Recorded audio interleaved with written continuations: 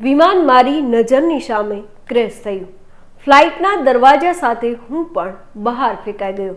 થોડો સમય લાગ્યો કે હું પણ મરી જઈશ, પણ જ્યારે મારી આંખો ખુલી ત્યારે અહેસાસ થયો કે હું તો જીવતો છું. મારી જમણી બાજુ લોકો સળગતા હતા. મને વિશ્વાસ નથી આવતો કે હું કેવી રીતે બચી ગયો. આ શબ્દો છે વિમાન દુર્ઘટનામાં ચમત્કારિક રીતે બચાવ થયેલા યુવક વિશ્વાસ કુમાર રમેશના.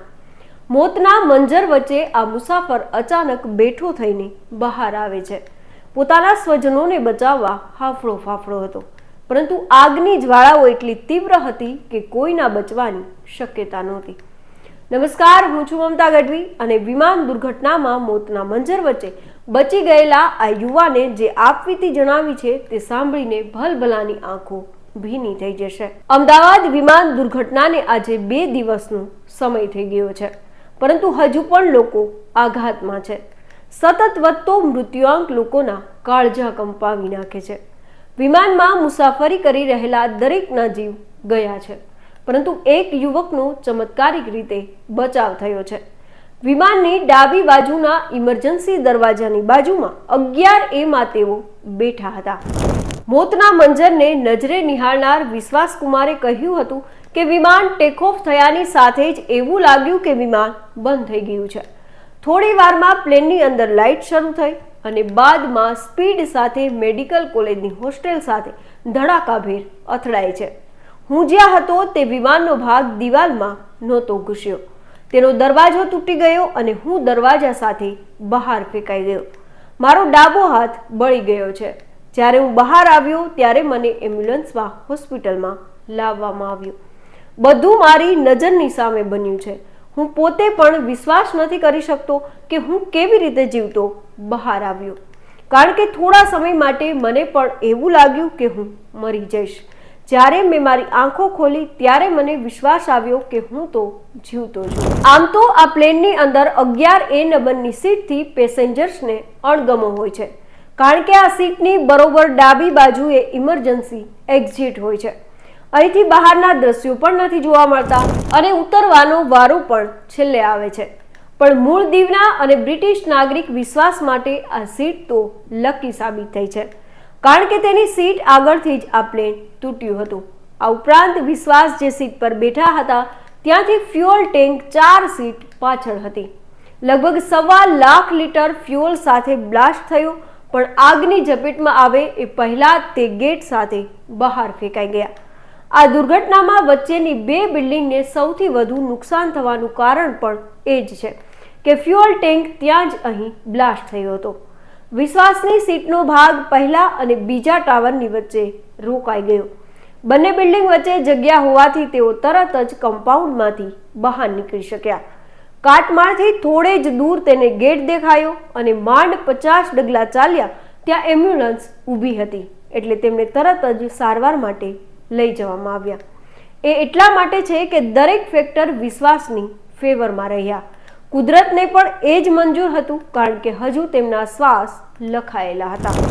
186 ફૂટ લાંબા અને 56 ફૂટ ઊંચા આ એરક્રાફ્ટનો વિંગસ્પાન 197 ફૂટનો હતો. ટેકઓફ બાદ સૌથી પહેલા ટેલનો ભાગ રોયલ મેસની છત સાથે અથડાયો અને બાદમાં પ્લેન તૂટીને હોસ્ટેલના કમ્પાઉન્ડમાં પડ્યું.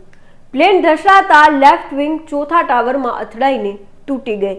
ત્રીજા ટાવર પાસે એન્જિન છૂટું પડી ગયું અને વધુ એક કટકો થઈને નોઝ પાર્ટ પહેલા ટાવરની વચ્ચોવચ અને કમ્પાઉન્ડ વોલથી 30 ફૂટ દૂર જઈને રોકાઈ ગયો. ફ્લાઇટનો આ સૌથી આગળનો ભાગ બિઝનેસ ક્લાસ હતો. અહીંયા જ વિજય રૂપાણી બેઠા હતા અને તેમનું પણ આ દુર્ઘટનામાં અવસાન થયું છે. 171 એર ઇન્ડિયાનું આ પ્લેન અમદાવાદથી લંડન જઈ રહ્યું હતું. 1:38 વાગે વિમાન ટેકઓફ થયું અને 1:40ની આસપાસ ક્રેશ થઈને બીજે મેડિકલ કોલેજની હોસ્ટેલ સાથે અથડાય છે. આ વિમાનમાં કુલ 230 જેટલા મુસાફરો હતા, જેમાં 169 ભારતીય, 53 બ્રિટિશ, 7 પોર્ટુગીઝ અને 1 કેનેડિયન નાગરિકનો પણ સમાવેશ થાય છે. બાકીના 12 જેટલા ક્રૂ મેમ્બર હતા. ફ્લાઇટમાં મુસાફરી કરી રહેલા એક વ્યક્તિનો બચાવ થયો છે, જ્યારે બાકીના તમામ મુસાફરોનો આ દુર્ઘટનામાં જીવ ગયો છે. દુર્ઘટનાને લઈને અમદાવાદ એર ટ્રાફિક કંટ્રોલે જણાવ્યું હતું કે બપોરે 1:39 વાગ્યે ટેકઓફ થયા પછી તરત જ વિમાનના પાયલટે મિડે કોલ ડિસ્ટ્રેસ કોલ જાહેર કર્યો હતો, જેમાં સંપૂર્ણ ઇમરજન્સીનો સંકેત આપવામાં આવ્યો હતો. હાલમાં ઘટનાની ઔપચારિક તપાસ કરવામાં આવી રહી છે. છેલ્લી મહત્વપૂર્ણ ક્ષણોમાં શું બન્યું અને તેને સમજવા માટે વિમાનના black box, flight data recorder અને કોકપિટ વોઇસ રેકોર્ડરની પણ શોધ ચાલુ છે.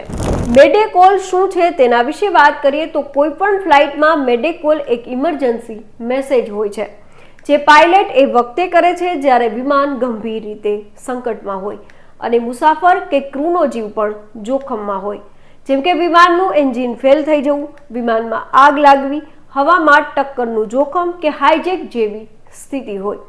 આ કોલ દ્વારા કોઈ પણ પાયલટ એર ટ્રાફિક કંટ્રોલ અને નજીકના વિમાનોને એલર્ટ કરે છે કે આ પ્લેનને તરત મદદની જરૂર છે. પ્લેનના રેડિયો પર 3 વાર બોલવામાં આવે છે મેડે કોલ, મેડે કોલ, મેડે કોલ, જેથી સ્પષ્ટ થઈ જાય છે કે વિમાનમાં ઇમરજન્સી મદદની જરૂર છે. આ એક એવી દુર્ઘટના છે જેને લોકો ક્યારેય નહીં ભૂલી શકે. કેટલા પરિવારો આ દુર્ઘટનામાં ખતમ થઈ ગયા, કેટલાય પરિવારોના સપના ચકનાચૂર થઈ ગયા. પીડાનો આ ડંખ જીવનભર રહેશે. આંખમાં આંસુ નથી સુકાઈ રહ્યા અને ચહેરા પરથી ઉદાસી પણ નથી જતી રહી. કોઈએ માવતર ગુમાવ્યા તો કોઈએ ભાઈ, તો કોઈએ તેની વાલસોઈ બહેન ગુમાવી. દરેક ઘા સમય જતા રૂજાઈ જાય છે, પણ સ્વજનોને ગુમાવવાની આ પીડા ક્યારેય નથી જતી. અનેક પરિવારોના વાલસોયા ગુમાવતા જીવનમાંથી જાણે હોળી અને દિવાળી જતી રહી. ડીએનએ માટે બેઠેલા સ્વજનોની જે પીડા છે, જે અંદરનું કલ્પાન છે, તેને વર્ણવવા માટે દરેક શબ્દો ટૂંકા પડે. વાલભેર વિદાય આપેલા સ્વજનોનું આમ ઘડીભરમાં ધુમાડો થઈ જવું દરેક માટે આઘાતજનક છે.